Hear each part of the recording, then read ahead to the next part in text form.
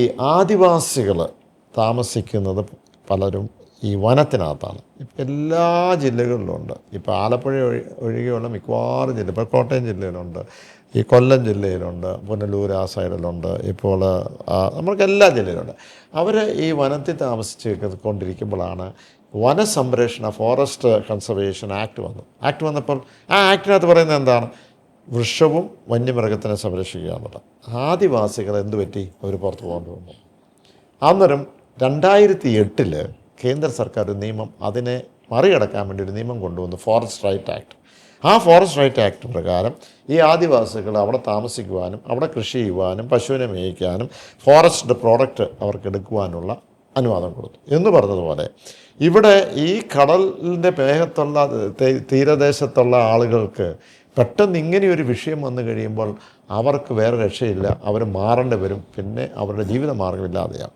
അപ്പോൾ ഇങ്ങനെയൊരു ബിസിനസ്സോ അല്ല ഇങ്ങനെയൊരു എന്താണ് ഒരു നിയമം വരുമ്പോൾ അവർക്ക് വേണ്ടത് അവരെ സംരക്ഷിക്കണം. അതിനുവേണ്ടി ഞാൻ പറഞ്ഞു, കടലിൻ്റെ മക്കൾ കടലവകാശം എന്നൊരു നിയമം ഇന്ത്യയിൽ പാസ്സാക്കണം എന്ന് ഞാൻ പറയുകയുണ്ടായി. അതിൻ്റെ മുഴുവൻ സ്ട്രക്ചർ ഞാൻ പറഞ്ഞു എങ്ങനെയാണെന്ന് പറഞ്ഞു. അപ്പോൾ അത് പറഞ്ഞു കഴിഞ്ഞപ്പോൾ അത് ഓപ്പോസിഷൻ ലീഡേഴ്സ് മാത്രമല്ല, ഞങ്ങളുടെ അവിടെയുള്ള ട്രഷറി ബെഞ്ചിലുള്ള എന്ന് പറഞ്ഞാൽ BJP ഉൾപ്പെടെയുള്ളത് അതിനെ സപ്പോർട്ട് ചെയ്തു.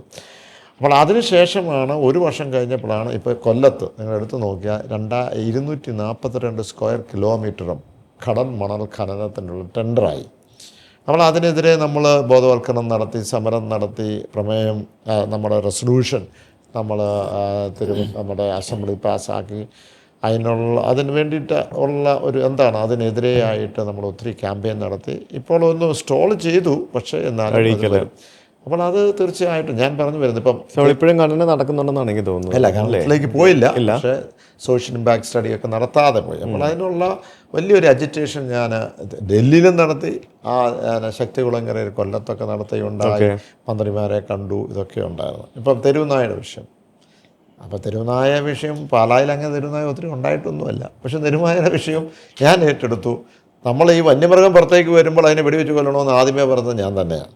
പറഞ്ഞത് വെടിവെച്ച് കൊന്നിരിക്കണം. അപ്പോൾ പരിസ്ഥിതിക്കാരൊക്കെ പലരും പറയും, എന്തെങ്കിലും പറയും അങ്ങനെയാണെന്നുള്ളത്. അക്രമകാരികൾ ഏത് മൃഗം വന്നാലും അതിനെ വെടിവെച്ച് കൊല്ലണം. ഇപ്പോഴും അങ്ങനെ ആരും പറയുന്നില്ല. അതിനെ പിടിക്കണം, കൊല്ലണം എന്നൊക്കെ പറയുന്നുണ്ടെങ്കിലും സ്ട്രോങ് ആയിട്ട് തന്നെ വെടിവെക്കുക. അത് കാരണം നമുക്ക് മനുഷ്യന് സ്വയം രക്ഷയില്ലെങ്കിൽ എന്ന കാര്യം. ഇപ്പം ഞാൻ താങ്കൾ എൻ്റെ വീട്ടിൽ കയറി എന്ന് വെച്ചോട്ടെ, വീട്ടിൽ കയറി എന്തെങ്കിലും എന്നെ ആക്രമിക്കാൻ വന്നാൽ താങ്കളെ ഈ പറഞ്ഞ കൊല്ലാൻ എനിക്ക് അധികാരമുണ്ട്. ഞാൻ കൊല്ലിയല്ലോ കേട്ടോ, എനിക്ക് അതിനുള്ള നിയമസംരക്ഷണം തരും. പക്ഷെ ഒരു മൃഗം വന്നാൽ എന്നെ കൊല്ലാൻ നോക്കി ആ മൃഗത്തിനെ കൊന്നാൽ ഞാൻ ജയിലിൽ പോകും. എന്ത് നിയമം അത്? അപ്പോൾ നിയമഭേദഗതി ഉണ്ടാകുന്നു. ഇപ്പം തെരുവുനായ, ഈ തെരുവുനായെ ഇപ്പം ഞാൻ പറഞ്ഞത് പക്ഷിപ്പനി വന്നാൽ താറാവിനെ മുഴുവൻ കൊല്ലൂലേ? അപ്പം പക്ഷേ ഈ പറഞ്ഞ പട്ടിക്ക് പിടിച്ചാൽ അതിനെ കൊല്ലത്തില്ല, അതിനെ പിടിക്കത്തില്ല. ഉള്ള സത്യം പറഞ്ഞത് ഇതിന് ഞാനന്ന് പറഞ്ഞു, MP മാരുടെ കോൺഫറൻസിൽ മുഖ്യമന്ത്രി ഇരിക്കെ ഞാൻ പറഞ്ഞു, ഈ പട്ടികൾ എന്ന് പറഞ്ഞാൽ ഡൊമസ്റ്റിക് ആനിമൽ എന്ന് പറയുമ്പോൾ അതിനോട് ഉടമസ്ഥനുണ്ടാകണം. ഉടമസ്ഥനില്ലെങ്കിൽ അതിനെ പിടിക്കണം. പട്ടിയെ പിടിക്കുന്ന ഇപ്പം വനത്തിൽ എങ്ങനെയാണ് മൃഗം ജീവിക്കുന്നത്? മറ്റൊരു മൃഗനെ കടിച്ച് തിന്നിട്ടല്ലേ.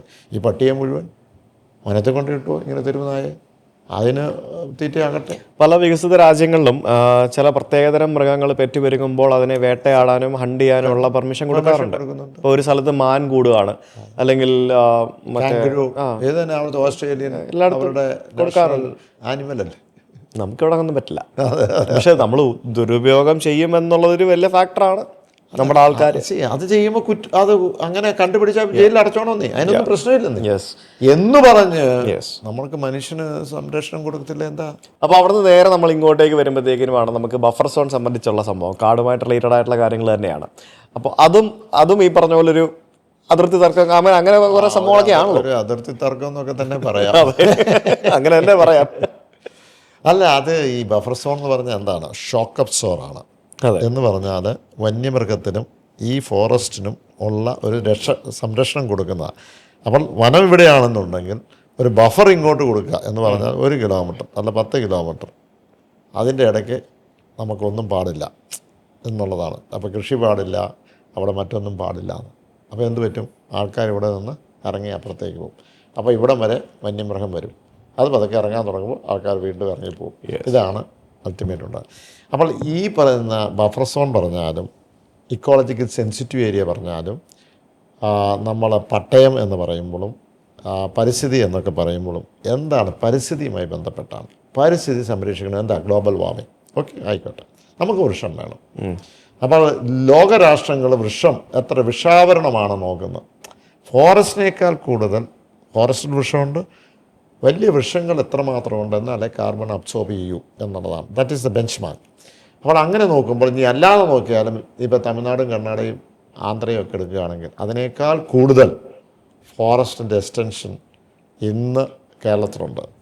ഇപ്പോൾ തമിഴ്നാട്ടിലും ആന്ധ്രയും കർണാടകയും 18, 19, 20% കേരളത്തിലത് 26%. ഇനി ഫോറസ്റ്റ് കവർ എന്ന് പറയുന്ന വൃക്ഷാവരണം എടുത്ത് നോക്കിയാൽ ഇപ്പോൾ തമിഴ്നാടും ആന്ധ്രയും കർണാടകയും ഒക്കെ 20, 21, 22 കാണും. ശരാശരി ദേശീയ ആവറേജ് 27, 26, 27% ഉള്ളൂ. കേരളത്തിൽ എത്രയാണെന്നറിയാമോ? 54%. എന്ന് പറഞ്ഞാൽ കേരളം പരിസ്ഥിതിയെ സംരക്ഷിക്കുന്നുണ്ട്. കർഷകർ ഇനി 1 ഇഞ്ച് ഭൂമി പോലും ഇനി വനമാക്കേണ്ട കാര്യമില്ല.